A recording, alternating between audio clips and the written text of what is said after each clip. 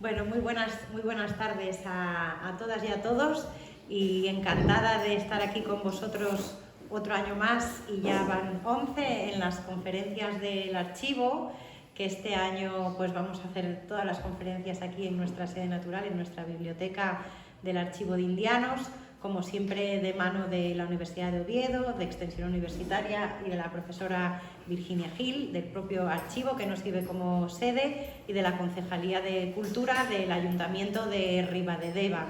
Como ya he dicho, empezamos curso escolar. Hace no tantos años la universidad empezaba en octubre, pero nosotros nos adelantamos a la moda de empezar a septiembre, y ya hace muchos años que empezamos este curso escolar en septiembre, terminamos en junio, y luego en julio tenemos nuestra charla extraordinaria con las jornadas de la Feria de Indianos. Y este año pues tenemos la suerte de tener a la profesora Inés Illán de la Universidad de Oviedo, que nos viene a hablar de uno de estos viajeros que también pues empezaron a tender esos puentes que nosotros queremos seguir tendiendo entre las dos orillas del Atlántico, entre España y América, y estoy segura de que conocer a este personaje, a Francisco Hernández, pues hará que esos puentes que vamos tejiendo desde hace 11 años pues sigan creciendo poco a poco. Muchísimas gracias, y yo como siempre le voy a ceder la palabra a la profesora Virginia Gil, también de la Universidad de Oviedo, que es el alma, corazón y vida, ¿no? Como dice la canción de estas conferencias, y que siempre me ayuda a hacer una semblanza más académica del profesor, de la profesora Inés Illán, que nos visita hoy por la tarde. Muchísimas gracias, y estoy seguro de que vamos a disfrutar un montón. Bueno, buenas tardes a todos. Generalmente cuando presento al conferenciante y miro al público y veo que nunca falta público, me siento muy orgullosa de la labor que, vamos, no solo depende del Vicerrectorado de Extensión Universitaria, sino del Ayuntamiento y del trato que nos dan siempre tan exquisito en el Archivo de Indianos. Pienso que se debe a esa labor continuada, pero hoy sé que se lo debemos a Inés Illán, ¿no? Y a lo que ella es, y a una trayectoria no solo académica, sino humana, que hace posible que donde se anuncie que ella va a hablar no falte, y además se nos multiplique el público, lo cual es estupendo. Bien, no tengo que decirles a ustedes lo muy emocionada que me sentí cuando le propuse a Inés Illán hablar en las conferencias, pero hablar en la inauguración de nuestras conferencias, que son siempre actividades que yo cuido mucho, ¿no? El comienzo y el final de nuestro curso. Cuando Inés me dijo que por supuesto que venía, que además podía hablarnos de Francisco Hernández, que ella presentará ahora al personaje sobre el que versará su charla, no saben la alegría que me causó, porque yo fui alumna de Inés Illán. Como Inés Illán es inasequible al desaliento, ni siquiera se desalentaba por el poco avance que algunos de sus alumnos teníamos. Ella llegaba siempre a clase con el mismo entusiasmo, con las mismas ganas de enseñarnos no solo la lengua latina, sino aquello que los autores que ella había estudiado seguían enseñándonos en el momento presente, no como una voz del pasado, sino como una voz que se actualizaba continuamente. Bien, Inés Illán estudió Filología Clásica, como muchos de ustedes sabrán, en la Universidad Complutense de Madrid, pero fue profesora titular de Filología Latina en la Universidad de Oviedo desde el curso 1982-1983 hasta que se jubiló. Se doctoró con una tesis titulada Aspectos del vocabulario político en los anales de Tácito. Y Inés Illán era un vínculo entre la Universidad de Oviedo y los más ilustres profesores de filología latina que había en España. Si venían a nuestra universidad, si nuestra universidad se conectaba con ellos era gracias a Inés y Jan. Pueden ustedes ver, por ejemplo, la hermosa conferencia que él le dedicó a una de sus maestras, a Inés Codoñer, ¿no? A Carmen Codoñer, te miraba a ti y se cruzó en Inés, ¿no?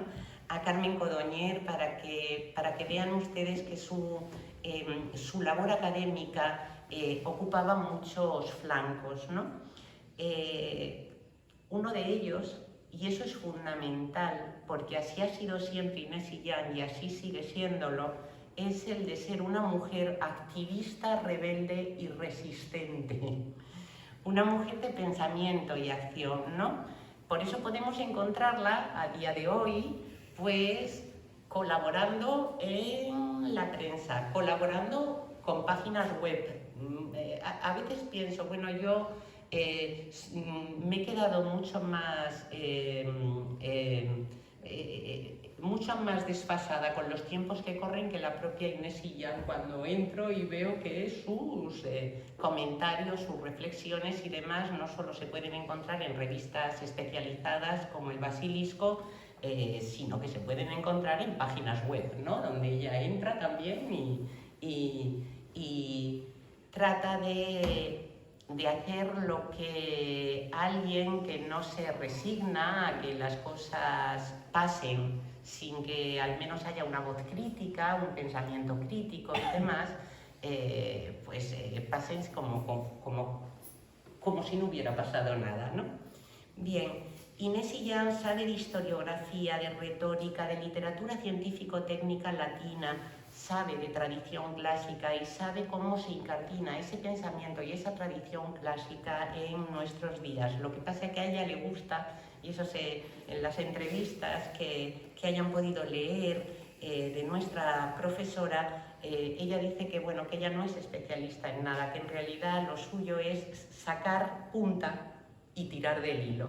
De ahí viene uno de los proyectos que han ocupado su activísima jubilación, que además ya tiene publicación, pero que la idea parece que no es es una obra en progreso y en acción permanente, ¿no? Más allá del libro titulado Armensallé del tejido y la escritura, Manifiesto Fenicio. Lo publicó en forma de libro en 2009, pero esto es un proyecto de agitación cultural y, por tanto, política.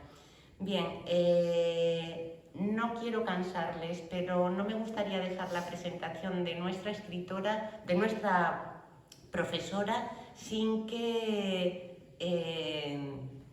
se oyeran aquí palabras que sirvieron cuando ella las pronunció y que siguen sirviendo en nuestros días, para no estar tontos y no estar tristes ante las cosas que pasan. Dijo en una ocasión Inés y Jan, ante la deriva que veía que tomaba la universidad: no es bueno empantanarnos en la queja, hay que dar un giro radical. Las crisis son para replantearse las cosas. Siempre esa idea en Inés y Jan de que las cosas pueden encarrilarse, o por lo menos lo que no van a conseguir es doblegar el pensamiento de alguien como Inés, que no está dispuesta a tragar con ruedas de molino. Bien, les dejo con no saben qué alegría con mi profesora de latín, Inés y Jan.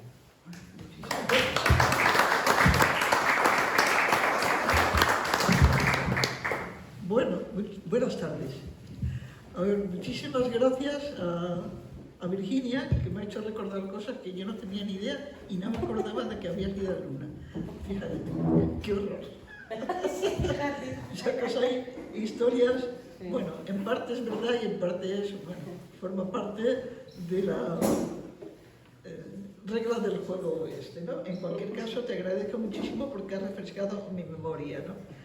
Y cosa que no está mal, dado lo averiada que está.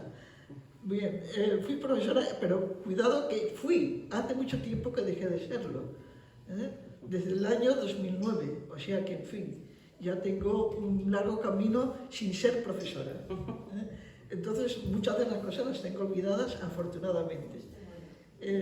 Lo del venir aquí, además estar aquí hoy en este recinto tan acogedor y tan maravilloso, y un día como este, no tengo muy clara la razón, aunque sí recuerdo la anécdota de cómo se produjo esto, ¿no? Pero tal vez estoy aquí porque ese largo pasado que tenemos por delante insiste y se impone como un futuro perfecto anterior. Y es que la memoria es como una niña revieja y que enreda mucho. Y cuando le da, ordena y manda y no hay apelación. Así que aquí estoy, como es una dominanta, imposible de contrariar, aquí estoy como una mandada, dispuesta a presentar al doctor Francisco Hernández. Pero de entrada quiero dar como profilaxis un aviso. No tengo avales. Tomen nota, no tengo avales, es verdad, no es una pose, ni certificados de hidalguía académica en el campo de la medicina, la botánica, la historia, la geografía y otras disciplinas. A ver, como yo esto de los medios se me da fatal. A ver, ¿cómo me tengo que poner? No, que lo acerques un poquito y está, tú estate cómoda, sí. Vale.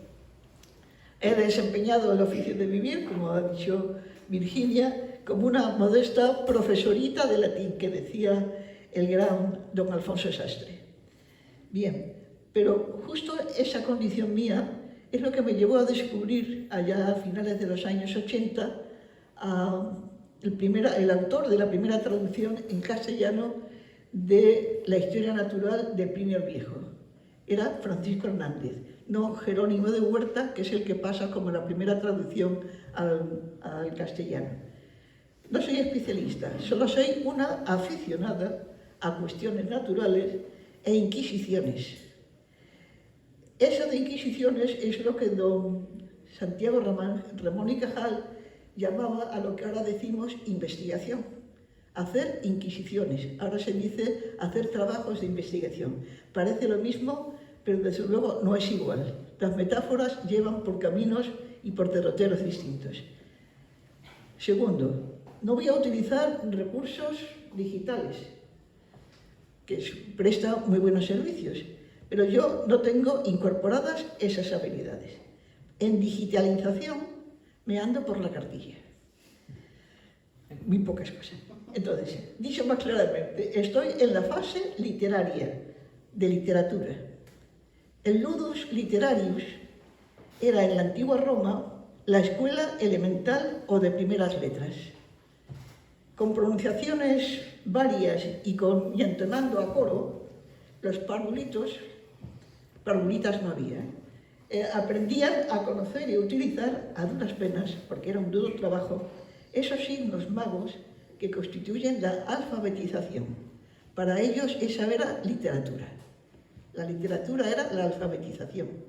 Las palabras cambian, descienden de categoría o suben, se sutilizan, y así la escuela literaria de primeras letras, cosa de niños, llega a ser la literatura refinada y brillante que admiramos y que tanto se necesita. Por suerte, las palabras y las cosas conservan siempre memoria de su cuerpo y su materia primera. Por tanto, eso lo quería decirlo de antemano. Voy a tratar de contar en un retablo, como en un retablo en fantasía, sin imágenes, pasajes de la vida y andanzas de Francisco Hernández, lágrimas de su historia, cosas humanas que tocan el corazón y la razón. Empieza por su currículum vitae, fecha de nacimiento insegura e incierta, tal vez 1517, año en que Lutero clavó en la puerta de la iglesia del Palacio de Wittenberg sus arriesgadas 95 tesis contra el papado, el purgatorio, la compraventa de indulgencias para ganar la gloria. Años más tarde, esa reforma liberal luterana dará lugar a la contra, el Concilio de Trento, de 1545 al 63. O quizás nació en 1515, año del nacimiento de Teresa Sánchez de Cebeda y Ahumada.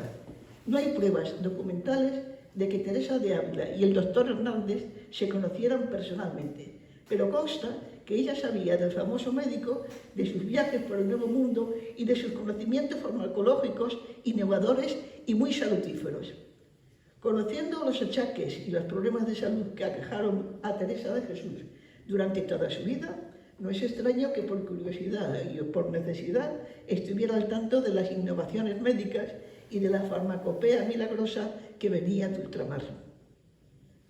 Francisco viene a este mundo en Puebla de Montalbán, Toledo, muy poblado de conversos. Su vida se desenvuelve en una atmósfera sobrecargada de ideas en ebullición, de visiones extrañas del mundo y conflictos religiosos que entonces, como hoy, eran forzosamente políticos. Reforma, tradición, evolución, protestante, católico, Lutero, Erasmo. Desde luego, no eran ideas mascota en las que, de esas que se traen y se llevan y se sacan de paseo, sino ideas fuerza, en las que vidas y haciendas se ponían en juego literalmente. A Francisco Hernández, toledano, probablemente un converso de tinte erasmista, le toca vivir la reforma y la contrarreforma. Bajo esa estrella, Teresa y Francisco, sin conocerse y sin saberlo, por caminos de perfección y de ciencia distintos, aspiran a lo mismo, buscar la manera de transformar los saberes y las prácticas sociales, religiosas, espirituales y científicas de su tiempo. Francisco viaja por ciudades de España, de Europa, de las Indias, por mares abiertos. Ella, Teresa, camina por andurriales y callejas de pueblos castellanos, ambos emprendedores de alto riesgo y grandes zozobras, muy entrometidos en los ajetreos de la época. Él abriendo caminos para el desarrollo de los conocimientos y comercios insospechados, mediante la invención de una ciencia de la naturaleza, ella asomándose a los interiores del alma y exprimiendo las intimidades del idioma para entender y dar a entender lo que no se entiende, ni se puede entender, porque además es imposible. Ambos, como cristianos nuevos, obligados a ocultarse, pero soltando costuras y abriendo resquicios para transmitir con lenguajes y contactos insólitos su interpretación peculiar del mundo y del interior humano, y de paso demostrar su hidalguía, siempre en estado de sospecha y peligro de inquisiciones. Bueno, estudia en la Universidad de Alcalá de Henares. Era la más joven de España. Se doctora en 1539. La Complutense era por entonces muy avanzada en sus prácticas científicas. Salieron de allí grandes figuras del humanismo médico castellano, porque no se limitó solo a lo asistencial, sino que impulsó y desarrolló la organización sanitaria y programas científicos en el ámbito peninsular y en ultramar. Junto con Sevilla, Alcalá era además el núcleo erasmista más importante de España. Luego, prácticas científicas y experiencia clínica en el Hospital de Guadalupe, por entonces el más importante centro asistencial y especialmente innovador en anatomía. Y en la disección de cadáveres humanos, Hernández se manchó las manos aplicando las técnicas de la enseñanza anatómica introducida por Vesalio, que venía a superar la concepción de la morfología humana según Galeno. Además, Hernández fue de los primeros en difundir por Europa uno de los conocimientos más importantes de la anatomía renacentista, la circulación pulmonar de la sangre, descubrimiento debido a Miguel Servet, buen amigo suyo. En Guadalupe combina su trabajo como médico con su actividad de naturalista, búsqueda de plantas medicinales y de animales por las sierras de Extremadura. Sus prácticas de disecar animales se inspiraban en la filosofía natural de Aristóteles, que junto con Plinio el Viejo serán referentes fundamentales de Hernández. Y de Guadalupe a Toledo. Trabajó en el Hospital de la Santa Cruz, principios de los años 60, del 1500. Experiencia clínica hospitalaria y estudios de anatomía, fisiología y de materia médica. continúa herborizando y profundizando en el conocimiento de las virtudes curativas de las plantas. En esos años toledanos comienza su traducción de la historia natural de Plinio, que completará en las Indias. Será la primera traducción de un clásico latino realizada en el Nuevo Mundo. En 1567 es nombrado médico de la Casa Real de Su Majestad, cargo, por otra parte, muy bien pagado.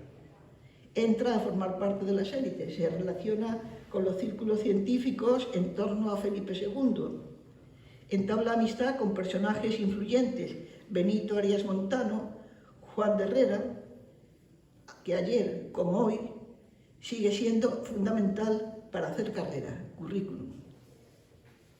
En 1570, nombramiento oficial de protomédico, con instrucciones precisas, hacer la historia de las cosas naturales de las Indias, para conocer el mayor número de plantas medicinales que fueran de utilidad práctica. Expertos conocedores de las especies habían convencido al rey del potencial comercial que tenían las medicinas de las Indias. Podían permitir sanar indios a bajo costo. Pero el proyecto y el propósito de Hernández era más ambicioso y eso al final le va a acarrear serios conflictos. Cumple debidamente con el encargo, pero cambia o amplía el marco. En sus propias palabras, no es nuestro propósito dar cuenta solo de los medicamentos, sino de reunir la flora y componer la historia de las cosas naturales del Nuevo Mundo, poniendo ante los ojos de nuestros coterráneos y principalmente de nuestro señor Felipe, todo lo que se produce en esta Nueva España. Será la primera gran expedición científica organizada tras el descubrimiento, ni religiosa ni de Estado, ni diplomática, solo científica y de inteligencia, o sea, de espionaje. Son tiempos todavía de comercio, premercantiles, pero ya se vislumbra y se siente la diferencia entre la riqueza basada en la producción y la basada en el dinero. El dinero en los contos, en el oro, la plata, los contos y las contabilidades creativas. Producción significaba básicamente acrecentar los bienes de uso más que especulación, vender con usura. Son los comienzos ya avanzados de ese modo de producción y reproducción de la vida, la economía y el conocimiento que conocemos como capitalismo, en su fase todavía esperanzadora. Son también los inicios del Estado moderno. El príncipe de Maquiavelo ya circula entre amigos, en plural, de principios, es decir, sobre los dirigentes, de los líderes. Luego, el príncipe se publicó más tarde, en 1532, pero circuló antes de mano en mano como tratando de los líderes, pero ya se conocía, ¿no? La corona asume nuevas funciones de gobierno, entre ellas la organización de la ciencia como inversión. Porque como dijo uno de nuestros clásicos, no recuerdo quién, se deben contar las ciencias entre los instrumentos políticos del reinar. En otras palabras, se iba descubriendo que para mandar hay que apoyarse en la ciencia. Toda una revolución de la vieja praxis. No es de extrañar, por eso, que en aquellas cortes se respirara una atmósfera ansiosa de saber y poder, de noticias. Se percibía que sobre las bases de la ciencia antigua no se podía tener una definición exacta de lo que era el Nuevo Mundo, de sus límites geográficos y de sus posibilidades de explotación y colonización. De ahí la importancia de la cosmografía, que forzosamente puede hacerse no según las grandes teorías de los geógrafos antiguos, sino apoyándose en la experiencia de los navegantes, marineros, viajeros y misioneros que demostraron saber más que los mapas vigentes de especialistas y expertos. Con Francisco Hernández se perciben también los efectos políticos de la revolución copernicana. Las teorías de Copérnico, Giordano Bruno y algo más tarde Galileo Galilei. La Tierra no era el centro del universo, ni estaba quieta, giraba alrededor del Sol y de sí misma, no al revés, según las apariencias sucesivas de amaneceres y atardeceres dorados. Y aún más atrevido, había más de un Sol y otros planetas, otras galaxias, otros mundos que imaginaba, descubría y demostraba Giordano Bruno, presente. Nola, 1548, y su muerte en Campo dei Fiori, 1600. Toda una herejía. Ni San Benito, ni excomunión, ni el degüello, ni la hoguera eran suficiente castigo. Se decreta su muerte en la hoguera, en vivo. Por fortuna, Francisco Hernández no llega a conocer ese final, el alto riesgo del saber y entender que había nuevos mundos para la gobernación. Había mucho nuevo bajo el sol y muchas auroras, todavía desconocidas, que iban naciendo. Giordano Bruno no se equivocaba, como se equivocaba aquella paloma que por ir al norte fue al sur. Plazo concedido para la misión que se le encomienda, 6 años. En 1570 parte de Sevilla, ciudad en la que vio y aprendió tantas cosas sobre las tierras, los indios de ultramar y los trapicheos de los negociantes. En 1571 llega a Veracruz, con escalas previas en Canarias y Cuba que aprovecha para estudiar la fauna y flora. Ya en la Ciudad de México, recién llegado y durante 3 años, ha de enfrentarse a conflictos con el virrey Martín Enrique y el cosmógrafo Francisco Domínguez. Son cosas que pasan y siguen pasando y pasaron. Comienza sus viajes primero a lugares cercanos y luego de largo recorrido, explorando el territorio. Oaxaca hasta el mar Austral, Michoacán, el Pánuco, el actual estado de Hidalgo. Tiene que habérselas con varias zonas lingüísticas, el náhuatl, el tarasco, el huasteco. Necesita intérpretes. Delega ciertas tareas de observación a los herboristas nativos, pero no se conforma ni se fía, y él mismo huele y prueba hojas, cortezas, raíces, ramas, frutos para establecer relaciones y conocer sus funciones. Podemos imaginar las dificultades y fatigas de esos viajes de recorrido inconmensurable y no dibujado en mapas.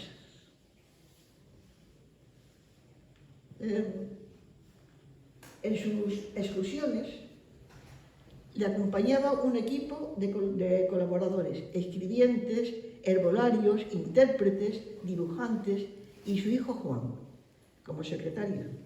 Formaba parte de la expedición el cosmógrafo Domínguez, pero se fue descolgando de la aventura hernandina, seguramente atraído por el señuelo de empresas más provechosas para el bolsillo, las del virrey y otros amigos. Salario convenido, 2.000 ducados anuales, muy justito, considerando que de ahí tendría que salir la adquisición de materiales y pertrechos, además de la paga a los componentes de su equipo y a los nuevos colaboradores indios y no indios. Ya se sabe, lo justito siempre es poquito. Credenciales para el nombramiento real. Su conocimiento de las fuentes clásicas grecolatinas y su experiencia médica.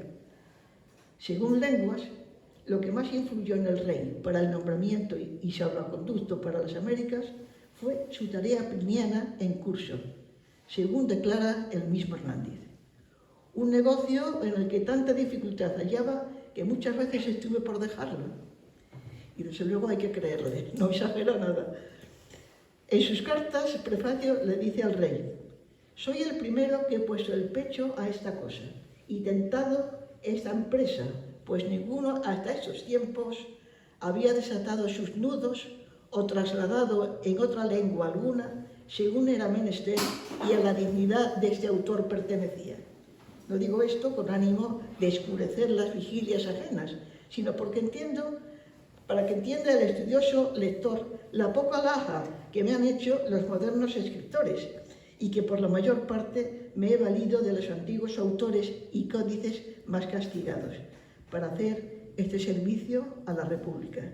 Naturalmente, entendamos República en su acepción de interés público, patria y Estado, no forma de Estado.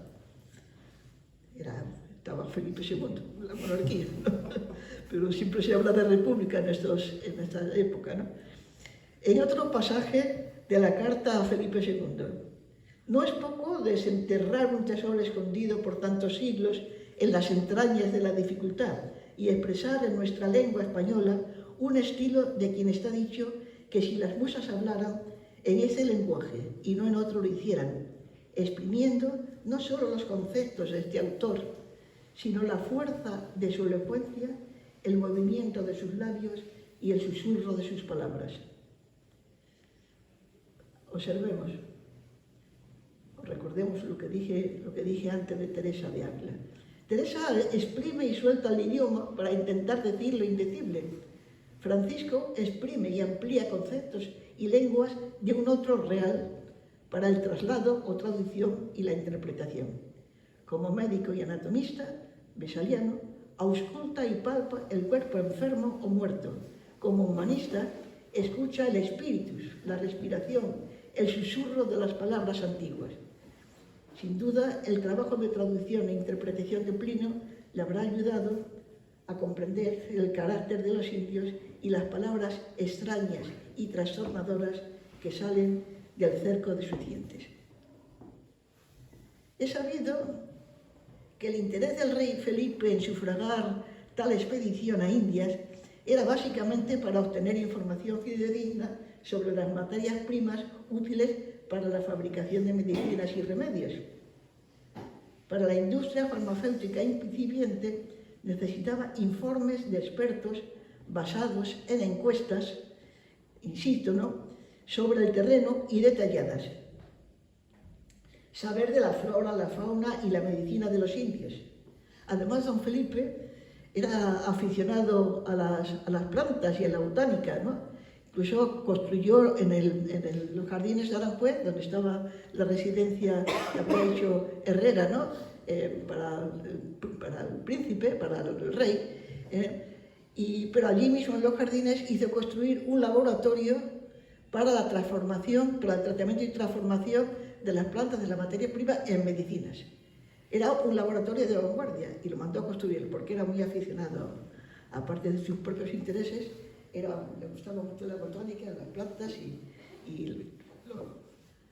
Bien, es cierto que la experiencia y el prestigio profesional de Hernández, su curiosidad por conocer in situ la realidad de las noticias y relatos fantásticos y disparatados que seguían viniendo del Nuevo Mundo, su deseo de aventura a sus 55 años de entonces, debieron ser razones suficientes para aceptar el encargo del rey. Sin embargo, hay algunos investigadores que aventuran otra hipótesis, sin pruebas documentales por ahora. Alguna otra razón, no tan aparente, para alejar de la corte al doctor Hernández, enviándole a Indias. Se había formado en la Complutense, una de las mismas, era amigo del muy liberal e innovador Vesalio y del polígrafo humanista Benito Arias Montano, entregado de profundis a la grande y arriesgada empresa de la Biblia políglota de Amberes. Él mismo, Hernández, se atrevía a difundir por escrito ideas no admitidas y a expresar discrepancias políticas. En fin, su presencia en la corte inquietaba y la expedición con una misión tan importante podría enmascarar un exilio. Lo cierto es que el rey no siempre fue transparente en su trato y protección al protomédico, y Hernández tuvo verdaderos problemas con miembros de la corte antes del viaje y a su vuelta. En 1576, un contratiempo fatal, la peste cocolisi, una fiebre hemorrágica identificada recientemente como salmonela. Murieron miles de indios, una tragedia demográfica. El médico Hernández tuvo que ocuparse del hospital. salvó a muchos. Así describe él la enfermedad. Si hay algún médico por ahí, pues...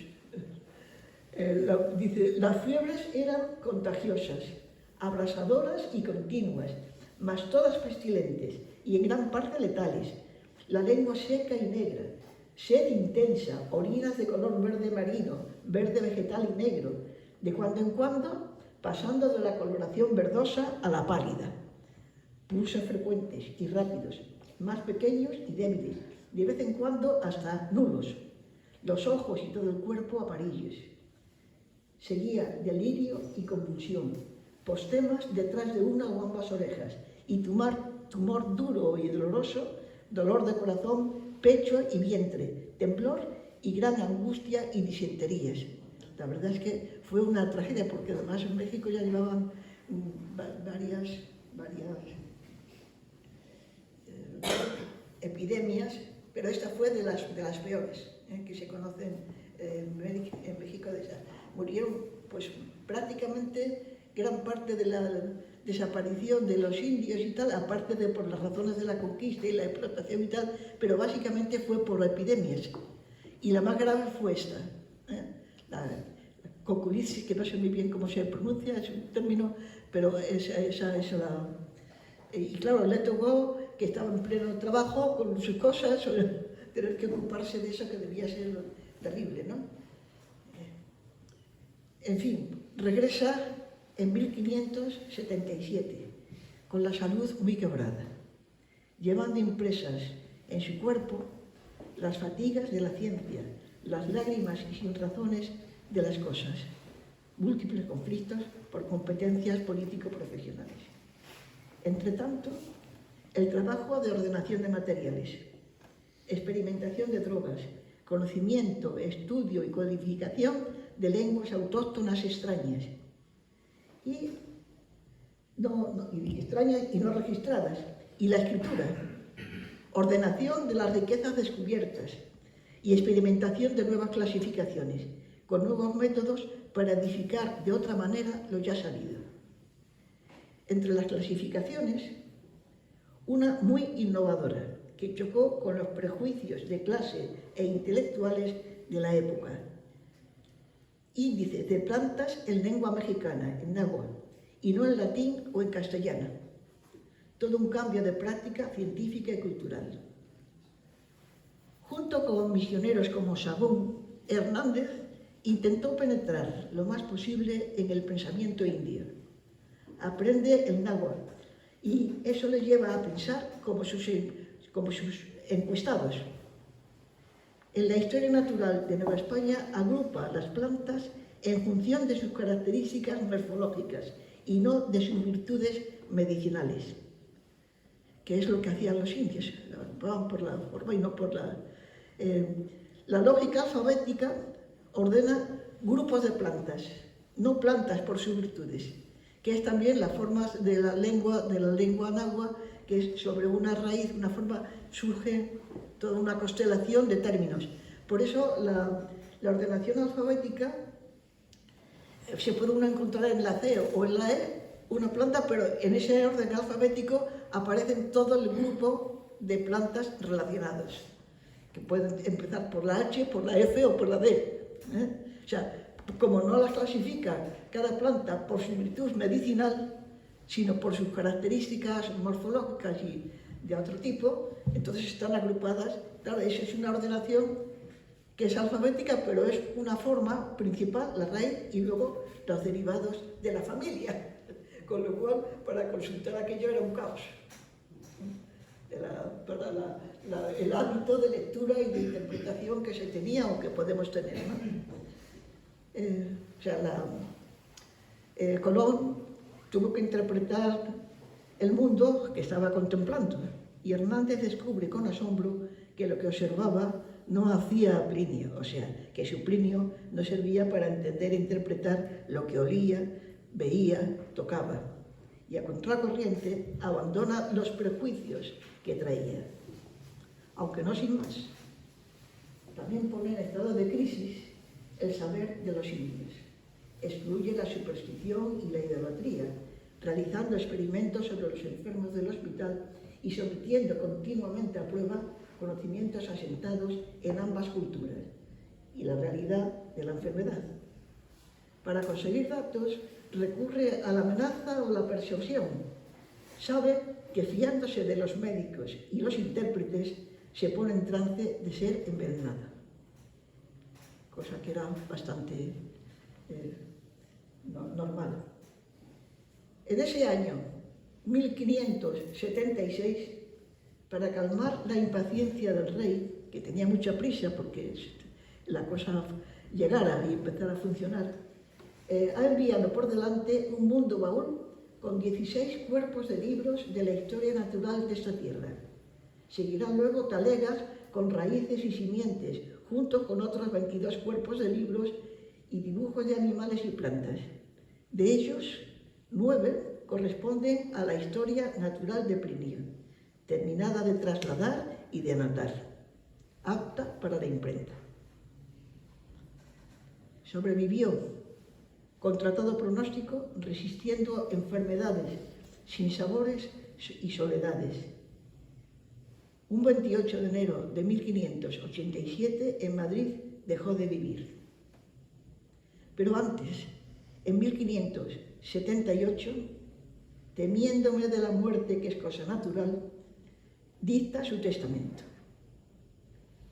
Entre sus mandas testamentarias figuran las cantidades de ducados que habían de darse a los pintores que le habían ayudado por la corta paga que se les hizo, y a los médicos indios que le habían proporcionado información y le dieron plantas que no fueron ni satisfechos ni pagados.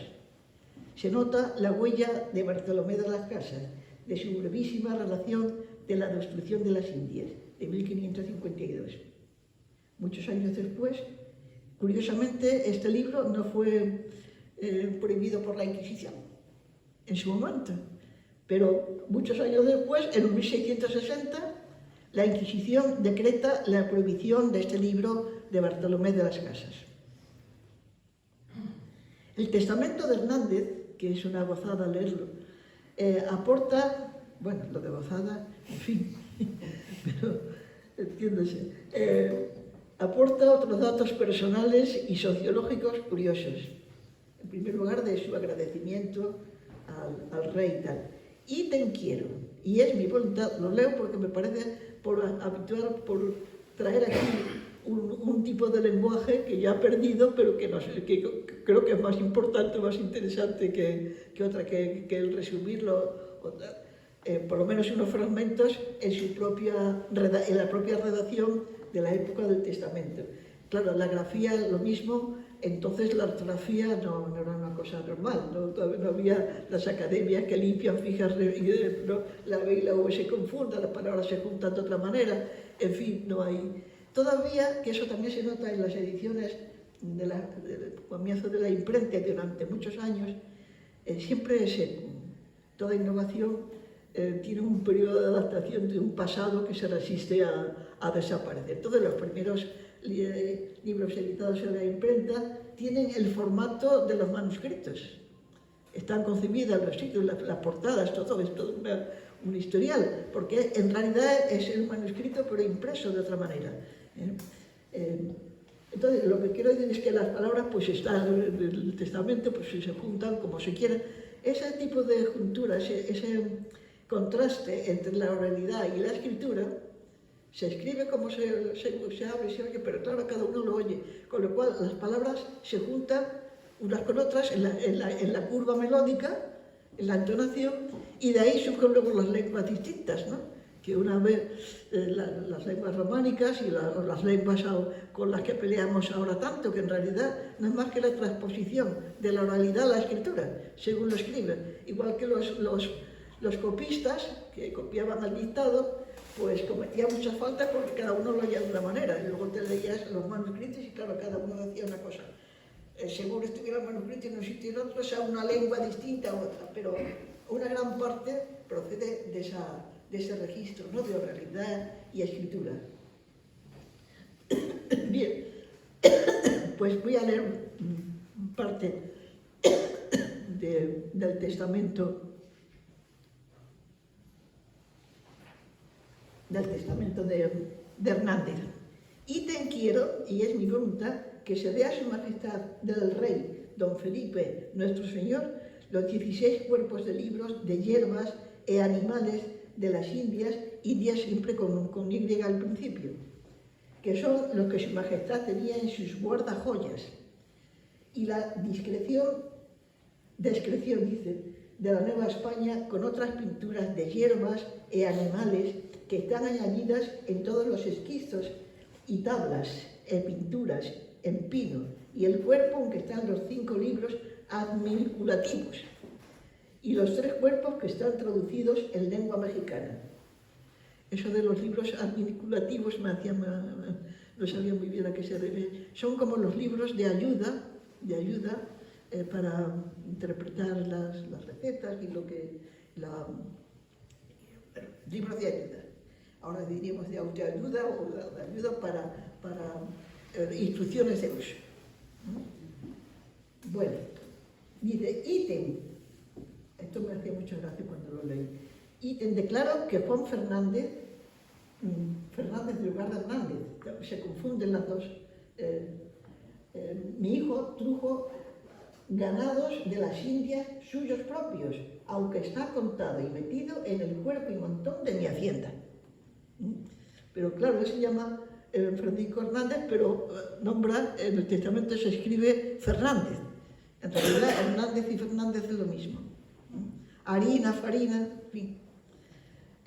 Ítem declaro, pero claro, al verlo escrito uno le choca, a ver, ¿es Hernández o Fernández?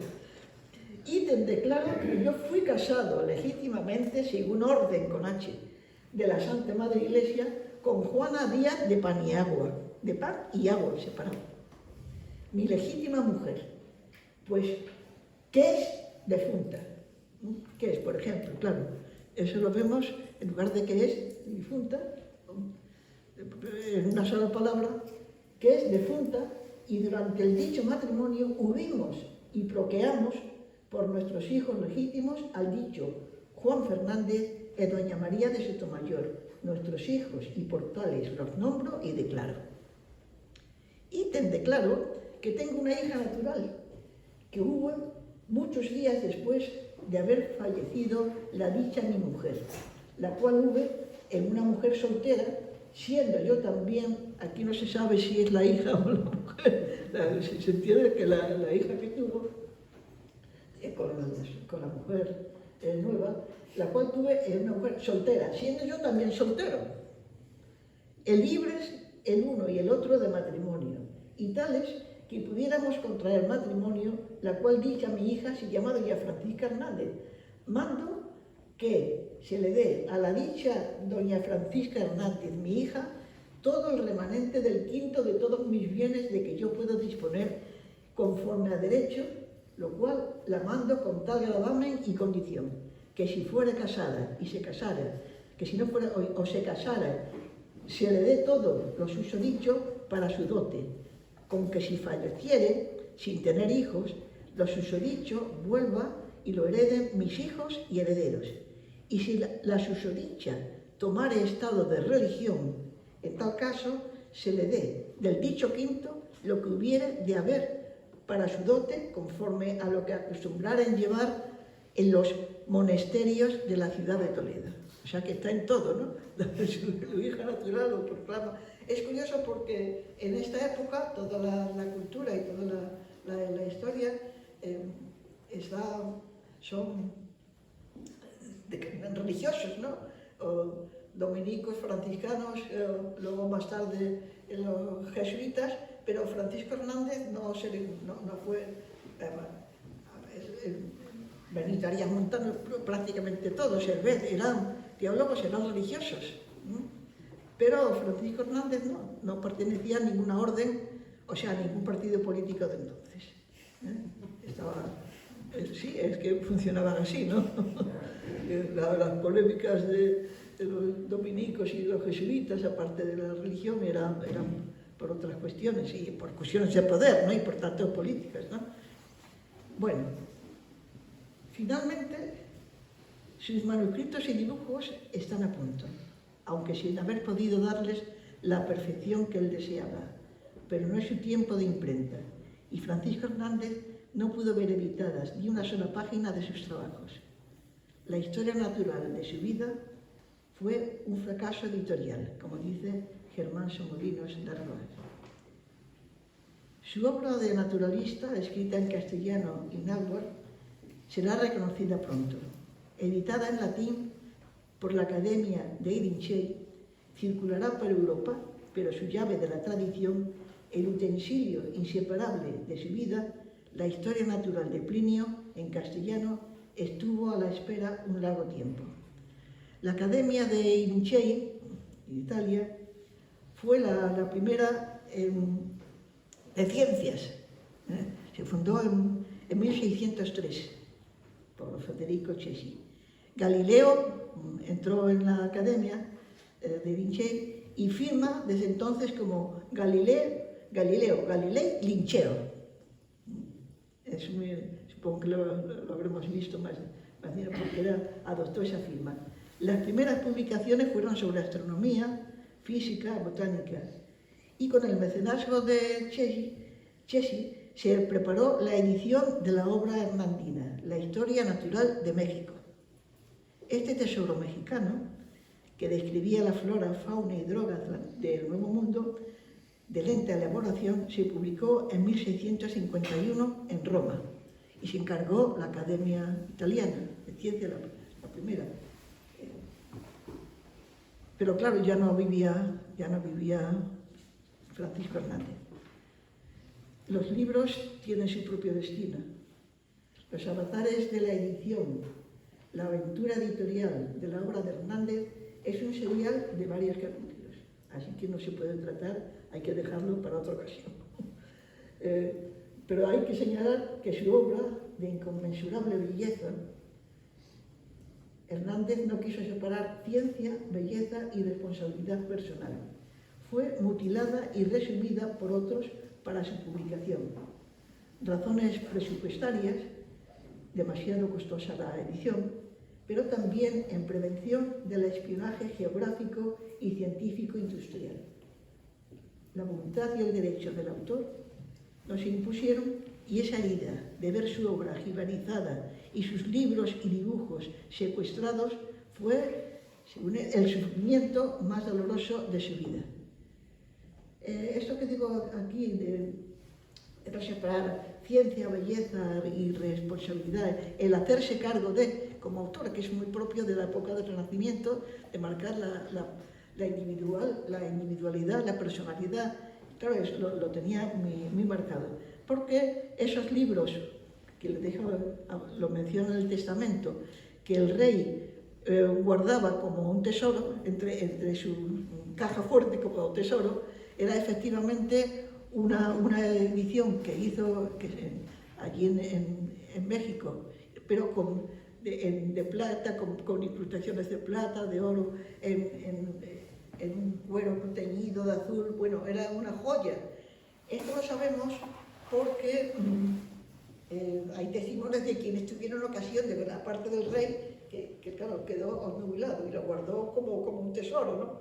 Y luego de sus dibujos, en el Escorial empapeló, o sea, los puso por la habitación como cuadros, los dibujos estos en colores de los indios, maravillosos, ¿no? De personas, de animales, de plantas, y en las dependencias del Escorial estaban expuestas. Bien, pues algunos que pudieron tener acceso a la vista de eso, hablan de la maravilla de edición nunca vista, porque claro, en aquellas épocas había efectivamente manuscritos o libros muy bien editados, pero claro, no con oro y con plata de México, y con un estilo completamente distinto.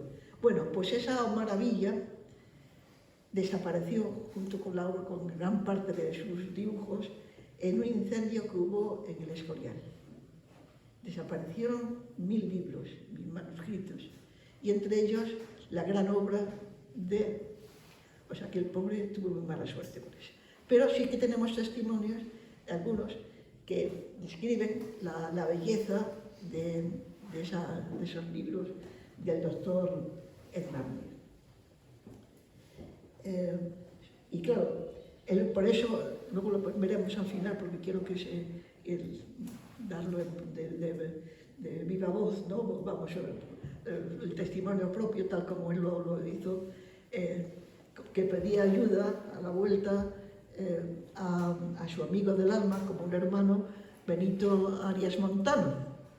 Le pide ayuda y claro, porque está escandalizado de que su obra la están, como era inmensa, pues la estaban distribuyendo, cortando por aquí y por allá, requi, unos cuantos, para hacerlo asequible, asequible, pero claro, la destrozaron. Y él sufrió muchísimo, y lo dice él mismo, o sea, se lo cuenta a su amigo. Bien, hay que llegar a 1942. En la revista de Indias, Enrique Álvarez López, un exiliado, publica un ensayo sobre Francisco Hernández en el que se llama Lo esencial de su labor de intérprete. Intérprete era esa palabra, ahora decimos comentarios, ¿no? Edición y comentario y tal. Intérprete es lo que entonces, la traducción de Plinio, una traducción, y luego el intérprete, que es comentario. Lo curioso de esta obra de Plinio, de los comentarios y demás, es que claro, como lo hizo en gran parte en México, en el Nuevo Mundo, claro, introduce comentarios que hasta ese momento, que si Aristóteles dice, bueno, los comentarios, el intérprete es realmente un diálogo entre lo que se está leyendo y lo que se conoce. Por eso son tan interesantes esos comentarios, esa interpretación, porque están discutiendo y peleándose con todo. Y entonces, en las notas, en los comentarios del intérprete de la obra de Plinio, hay montones de datos sobre la cultura y lo que está pasando en México, en el Nuevo Mundo, de cómo lo ve. Entonces, no, porque decía de Aristóteles, nada, pero eso no, porque aquí no. Entonces, claro, eso es muy peculiar. Hay montones de ediciones, de traducciones de clásicos, pero que más o menos tienen el tono, se desarrollan dentro de un ámbito cultural el mismo, y además no son con esta insistencia en la discusión, la polémica entre lo de aquí y lo de allí, lo que leo y lo que yo sé y lo que dice, pero eso no, son muy interesantes. Con este ensayo de Enrique Álvarez López, alberga la esperanza de enriquecer los fondos de Pliniana, o sea, de estudios de Plinio, en la literatura científica general. Se equivocaba. Las hojas esas hernandinas, oreadas por el doctor Álvarez, no llegaron a nuestras áreas. Realmente yo, cuando descubrí la existencia de este autor, de Francisco Hernández, porque estaba yo intentando también traducir a Plinio, y en la Biblioteca Nacional fui buscando cosas que no encontraba en otro sitio, que estaban allí. Mira por dónde me encuentro una traducción de un tal Francisco Hernández, ni idea. Entonces lo pedí. Y me encontré, de buenas a primeras, con una edición de la UNAM, que luego mencionaré, de la obra completa de Francisco Hernández y de la parte de Plinio. Porque esta obra de Francisco Hernández más o menos puede ser conocida, no mucho, en España no, pero sí, pero claro, lo de Plinio no, porque eso no lo hizo ni la Academia de Ligeia, es decir, fue mucho más postergado, ¿no? Entonces me encontré, me dio curiosidad y claro, luego ya tuve que ir porque entonces tenía una sala especial de lectura para leer eso y me hice fotocopia y esas cosas, ¿no? Pero fue ahí como a partir de... no conocía toda esta obra, digamos, la real, la básica para las necesidades objetivas de la nación y del mundo. No la obra de Plinio, cuando es muy interesante por la traducción y por los comentarios. Bueno, entonces eso no llega, no figuraba la biografía que yo había consultado, ni idea de esto. Como era de la revista de Indias y tal y que cual, o sea, pues por aquí nadie conocía, yo pregunté, nada, hasta que no descubrí eso en la Biblioteca Nacional, pues nada. Pero en México, en la UNAM, entre 1959 y 1984, emerge a toda edición la obra completa del doctor Francisco Hernández. Y el prodigio se debe a un grupo de exiliados republicanos españoles que encabeza Germán Somolinos de Ardoás, médico e historiador. Su hijo, Juan Somolinos Palencia, nacido en el exilio en Estocolmo, dice de él, también médico y también dos figuras muy interesantes de ser conocidas, ¿no? Especialmente la de Germán, pero también su hijo, es que murió más joven, que hicieron una obra muy importante como médicos y como historiador en México. Tienen una obra muy considerable. Bueno, pero ya en otro contexto, de otra época y demás, de la época del momento, de los presentes, ¿no? Su hijo dice de él, en sus ensayos, la mayor parte inéditos, reflejó sus principios, su sensibilidad y su profundo pensamiento humano, dice, siempre orientado por aquel sentido pedagógico español que se extinguió con la Segunda República. La UNAM, que es una institución que, como sabemos, premio príncipe, entonces era príncipe, me parece todavía, de Asturias, el antecedente, o sea, el origen de la UNAM es la Real y Pontificia Universidad de México, que se crea en 1551. Y su apertura, su inauguración de curso, diríamos, fue en 1553.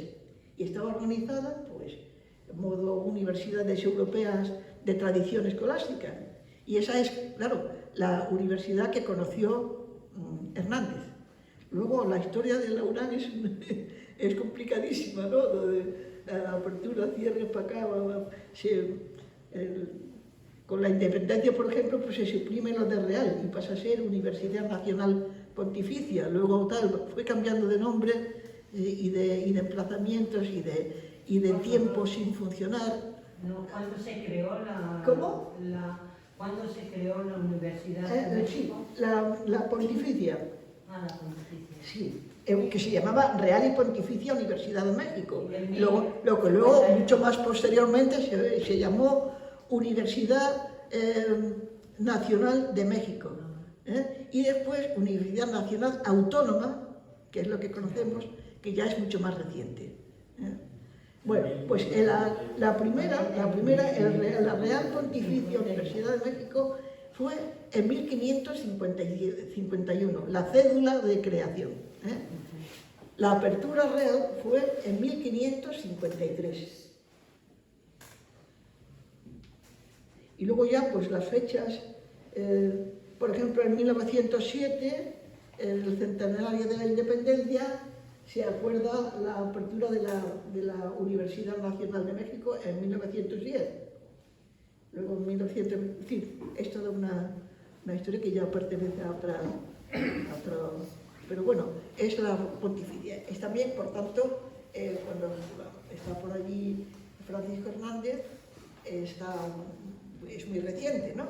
La creación, pero claro, sigue siendo, pues como todo, entonces todo era pontificio. Luego ya fue desarrollándose por otros. Bien, pues aquí en este momento yo considero obligado rendir un homenaje a México, a la UNAM y a los españoles exiliados que nos restituyeron con creces gran parte de la inteligencia desbaratada. Soplando la llamita de siempre, cuando aquí todo era desaliento, contribuyeron a que la circulación pulmonar y los corazones congelados de este lado recibieran calor y una larga esperanza de que algún día se recobrara la situación sin que el miedo tuviera que cambiar de banda. Bien, pues hasta aquí más o menos su currículum. ¿Pero qué hizo en realidad Francisco Hernández? Yo creo que es mejor que lo diga él mismo, tal como se lo relató en una carta en verso hexámetro, como si fuera la Eneida. Entonces era normal. Se escribía en latín y en verso, o sea, era una cosa, cualquiera humanista y por eso eran humanistas. Humanista no quiere decir que fueran buenos, había de todo. Había sinvergüenzas y corruptos y tal. Pero el humanista es el que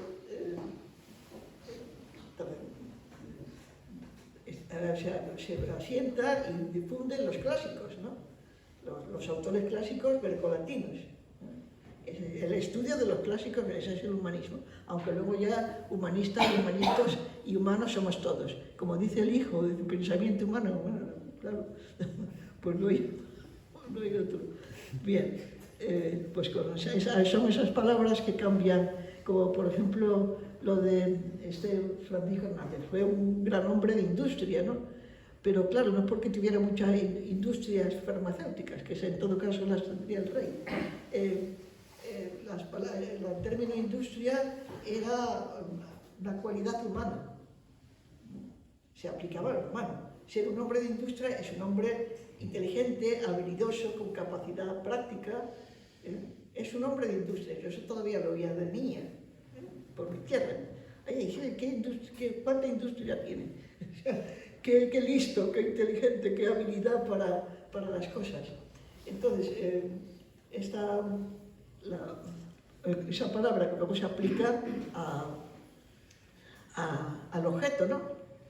Máquinas y tal, o sea, la industria militar e industrial, la industria farmacéutica, es decir, la maquinaria. Lo mismo que, por ejemplo, la obra de Vesalio, de fábrica corporis humana, sobre la fábrica del cuerpo humano. No se trata de que fabricaran bebés de alquiler, ni de in vitro, sino sencillamente, o in vitro, sino la fábrica como estructura, ¿no?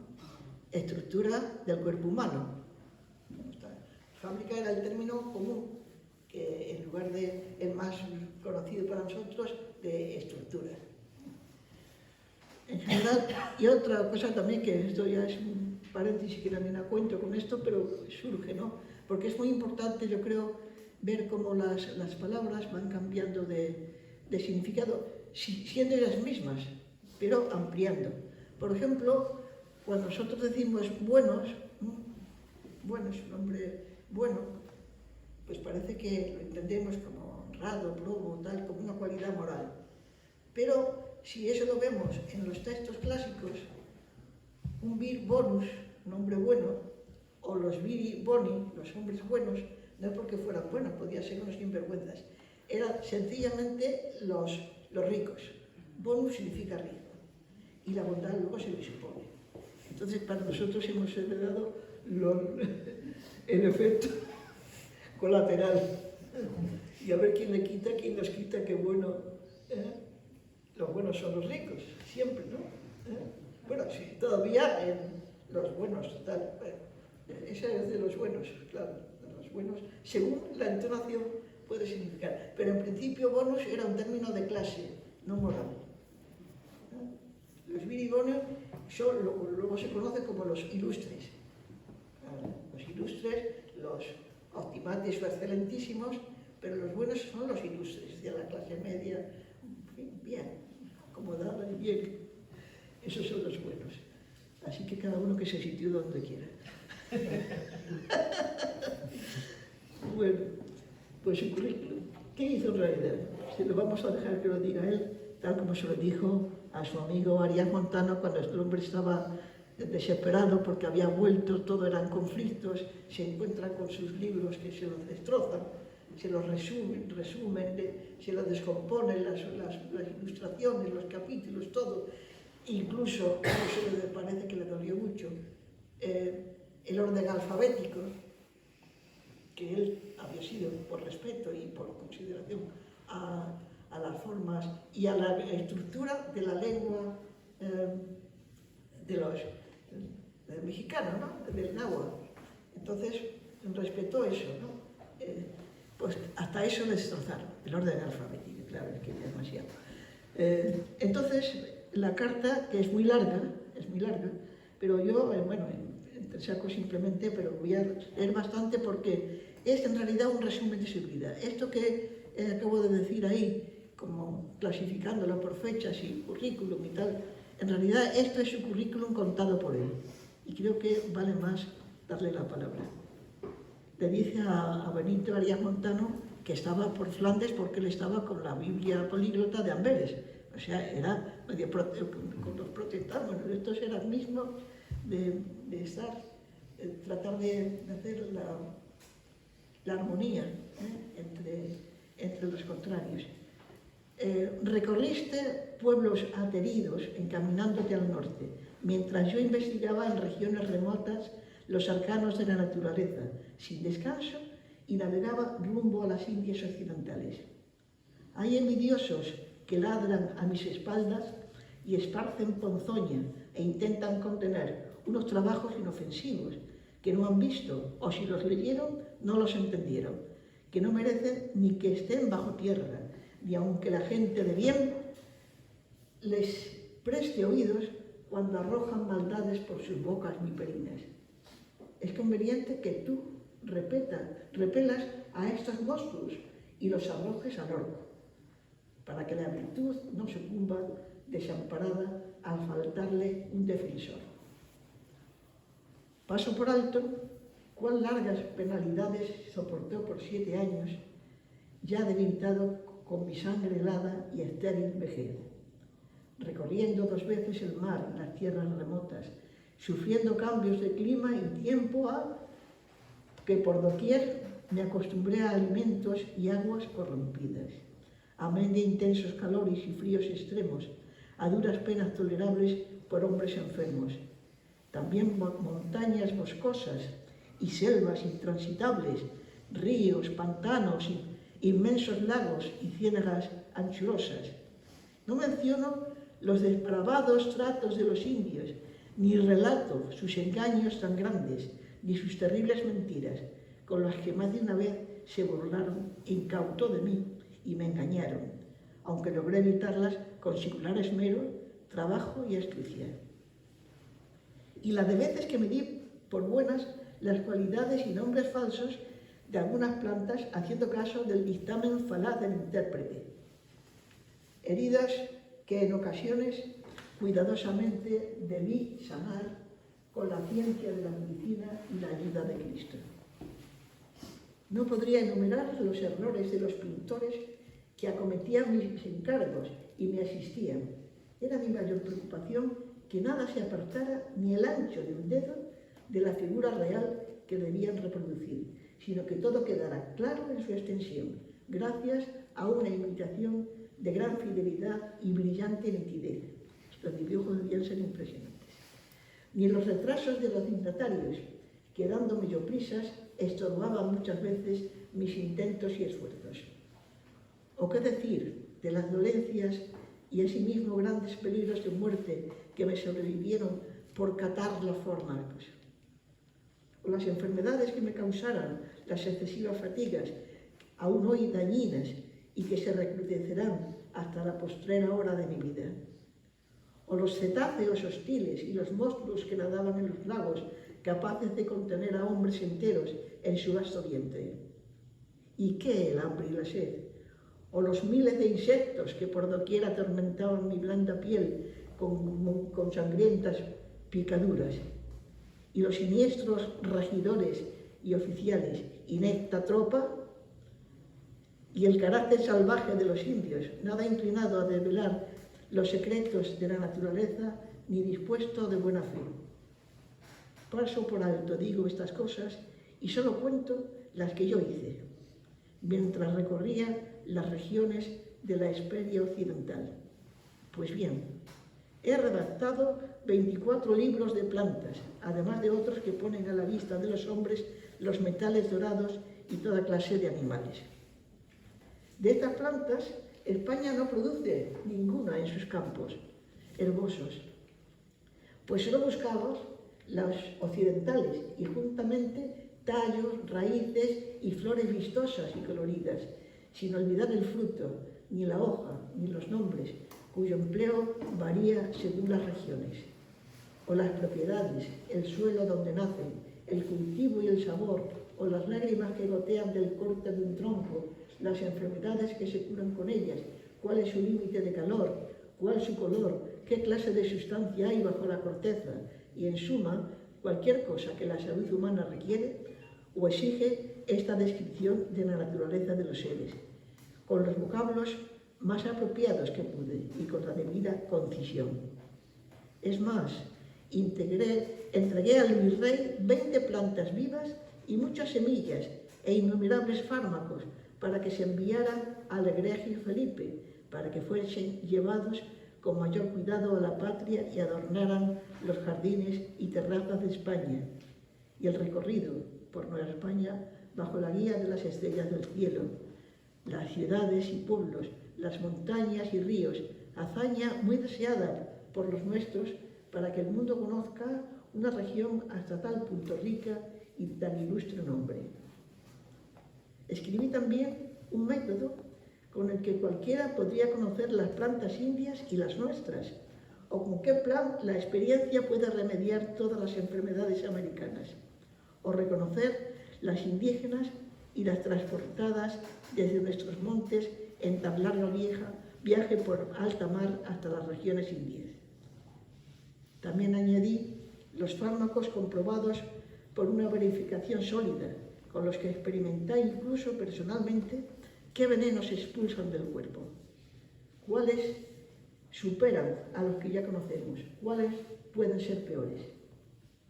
Pues el resto me lo callo, que si Dios quiere, verás y corregirás cuando haya entrado gozoso en tus murallas y me sea dado disfrutar de tu talento y de tus musas y entregarme libre de culpas a la dulce inspiración. Por tanto, ¿cómo es posible creer que tales cosas puedan escribirse o dar cuenta de sus propiedades según el criterio de alguien distinto, si esta obra requiere tal atención y tan profundos estudios? ¿Acaso podrías encontrar en alguna parte quienes resistan o soporten sobrellevar tan grandes trabajos sobre sus propios hombros y de buena gana? ¿O qué juez o censor podría ser experto sin conocer unas hierbas que no crecen en parte alguna, o sin haber repasado ni los libros ni los amplios trabajos nuestros, crimen que no merece cualquier azote sino uno terrible? Pero es que alguna vez hemos visto que las grandes empresas estén libres de la envidia que les acompaña o de la vergonzante comezón, o que los rayos lanzados estallen contra lo hondo de los valles. Por tanto, tú, varón ilustrísimo, lea a fondo mis libros, y si te parecen dignos de honor, abrázalos como a las criaturas de un hermano querido, y danos cobijo, y así amárrame a ti para toda la vida. Así, este es el final.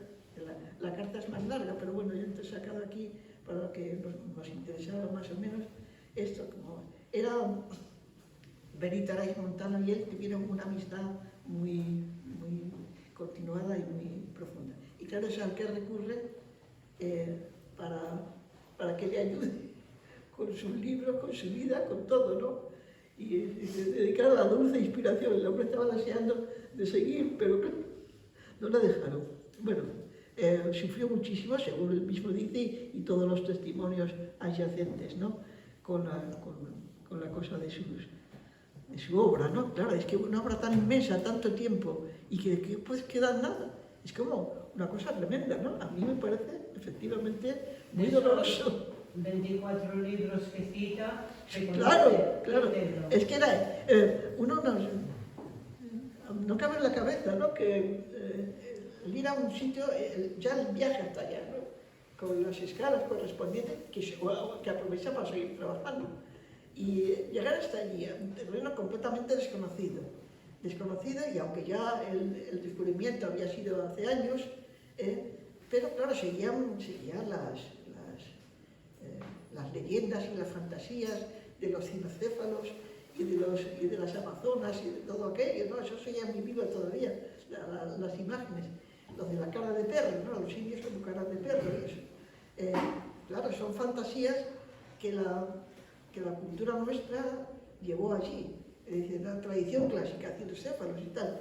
Hay que ver, allí lo mismo, no, eso fue llevado, como muy bien vio Humboldt, es nuestra cultura, nuestra mitología, de las amazonas y de los caras de perro, que viene además de Plinio y de toda la tradición, a llorar allí. Luego dice, allí también tenían la misma mitología que aquí. Pues no.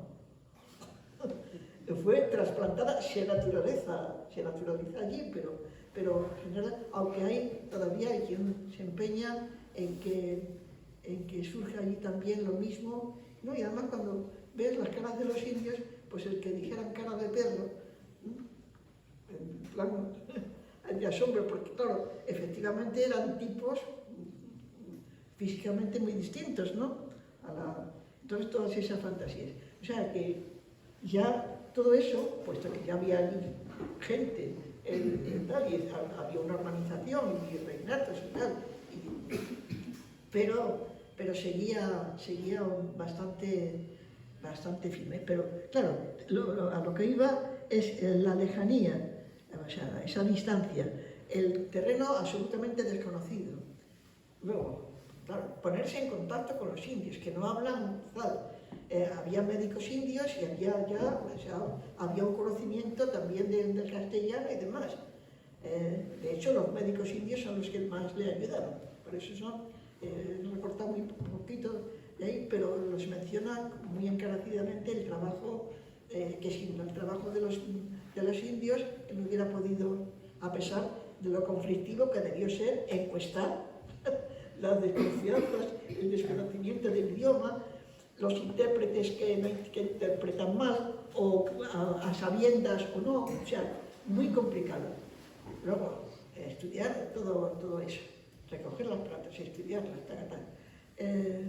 y escribir, y encima seguir traduciendo a Plinio es una cosa, y además, claro, como no iba de médico, sino de protomédico, es decir, era el que tenía la jurisdicción, fue el que una jurisdicción territorial más amplia.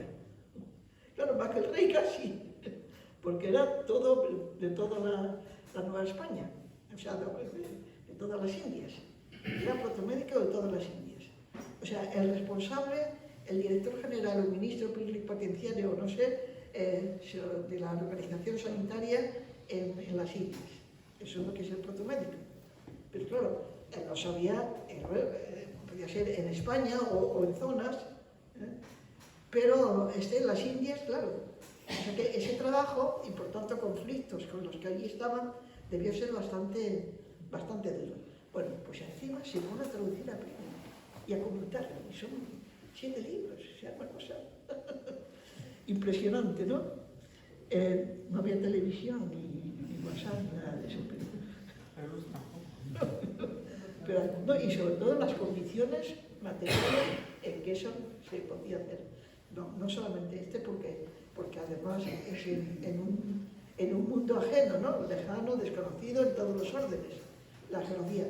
En los viajes sin saber por dónde, por eso la importancia, y por eso cuando aquí mencionaba lo del espionaje, no se refiere tanto a las obras de la Nueva España, de las plantas y tal, y la medicina de la Nueva España, sino a esa obra suya, Antigüedades, que es como en la línea de Bartolomé de las Casas, es un estudio, digamos, etnográfico y tal, de la cultura de los indios, ¿no?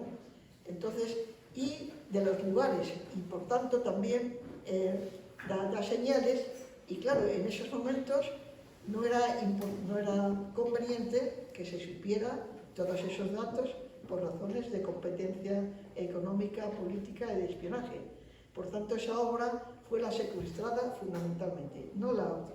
O sea, el rey, y lo que secuestraron fue básicamente eso, y las notas de los geógrafos, del cartógrafo y tal, ¿no? las rutas, la señalización y demás. Claro, cuando él estuvo allí estaba todo sin señalizar y sin nada, por eso la importancia de Cosmógrafo, del geógrafo que va allí sobre el terreno, en fin, organizando el territorio. Pero claro, él fue por las bravas, o sea, no había caminos. Entonces, en burros y... Bueno, en fin, verdaderamente aquí no sé de qué nos quejamos, porque eso sí que eran viajes, ¿no? Desde luego su relato, todo el largo poema en hexámetros, que esto es como la tercera parte, da a entender entre líneas mucho más de lo que parece. Hoy día no podemos abrazar los libros, como le pedía a su amigo, ¿no? Pero sí se pueden ver en pantalla, gracias a los buenos servicios de Google. Entonces, es muy importante, por ejemplo, esta obra de la UNAM, que es una obra magna, ¿no? Importantísima para la historia de la ciencia y de la cultura. Claro, es escrita, está reeditada y demás, pero ya está digitalizada, es decir, que cualquiera puede ir a buscar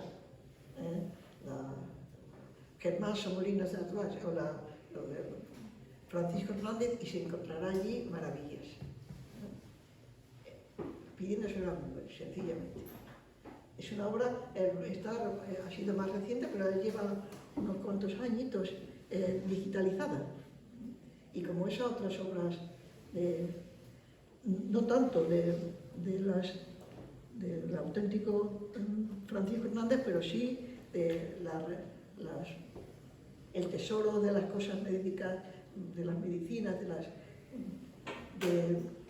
del Nuevo Mundo, y una serie que se pueden consultar directamente el libro por Google. Pero simplemente, hasta ahora, yo esto que he repetido aquí, que no ha sido investigación propia, pero sí de mucha lectura y de mucha curiosidad,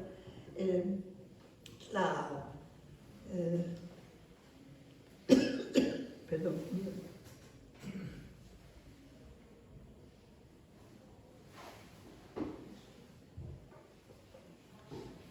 La obra el que se pueda consultar de esa manera facilita muchísimo, y todo lo que sea, ya se está trabajando bastante.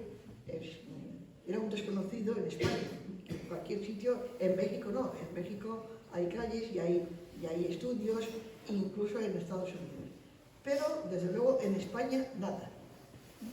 Entonces esa obra de la UNAM sigue siendo, por más que se hayan escrito cosas muy interesantes posteriores, incluso se ha descubierto un manuscrito de Pomar y unas cuantas cosas más, pero nada supera hasta ahora todo lo que se dice de Francisco Hernández. Tiene que pasar por ahí, y lo demás es repetir y añadir algo, porque es una obra tan importante que verdaderamente merecería un monumento, porque desborda la cuestión del personaje, ¿no? Porque ese equipo, aunque trabajaron allí sobre la obra de Francisco Hernández, importante la edición de lo que había de él, pues también eran científicos, médicos, físicos, tal y cual, y crearon una serie de, sus comentarios y sus debates y sus ensayos sobre la ciencia de tal, fueron también muy importantes y están ahí. O sea que generó algo muy digno de tener en cuenta, ¿no?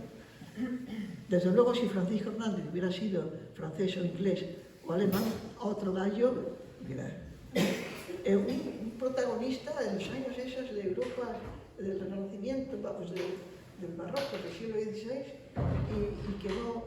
y con respecto al conocimiento que tenemos del exilio español en América, en México, tal, en general, si nos fijamos bien, se refiere básicamente a políticos o a literatura, a poesía, literatura y tal, pero de la ciencia no hay apenas nada. Entonces, esto es lo de Somolinos de Atuás, que debió ser un personaje muy interesante. Su mujer fue embajadora o tal, tuvo un cargo para la República en Estocolmo, por eso el hijo nació allí, ¿no? Es decir, son personajes que también muy valiosos desde el punto de vista de la historia de la ciencia entre España y América, además. Pues, por ejemplo, se puede consultar así por las buenas. Siempre, pero lo mejor es irse a lo de la UNAM, a Francisco Hernández de Somolinos, y allí ya eso remite a todos los capítulos, como son varios libros y varios tratamientos, es fundamental. Las antigüedades de la Nueva España, que son 3 libros, dedicados a las costumbres y tal, la historia natural de Plinio. Pero esto está entrado ahí, pero no se ha hecho. Yo cuando estaba intentando traducir a Plinio para la editorial nacional, claro, era una cosa inmensa para mí, yo no resistí de la cosa, ¿no? Y le sugerí, porque fue justo cuando yo descubrí esto, que en lugar de que yo, solita, me tradujera a Plinio entera, como si yo fuera una Francisca Hernández, que publicar la obra de la traducción de Hernández y cualquier otro, hacer comentarios y tal, o al revés, o sea, que hubiera sido, pero no quisieron. Entonces rompió el contrato. Pero sí, en realidad se está publicando en España la traducción de Plinio, y bueno, como en Francia o en Inglaterra, ¿no? Pero siempre, digamos, como los libros son de cada uno distinto, uno de plantas, otro de medicina, de animales, de razas, de religiones, todo, son 37 libros de Plinio, ¿no? Entonces es muy difícil abordar uno solo. Por eso lo que se está haciendo se está publicando en Gredos, para el curso, es decir, y lo mismo en la colección Videt de Francia, los autores son según los libros, según el tema de los libros, los de botánica, los de zoología, los de etnología, es decir, pero pues hubiera estado muy bien que me hubieran hecho caso y publicar la editorial nacional la traducción de Plinio de Hernández.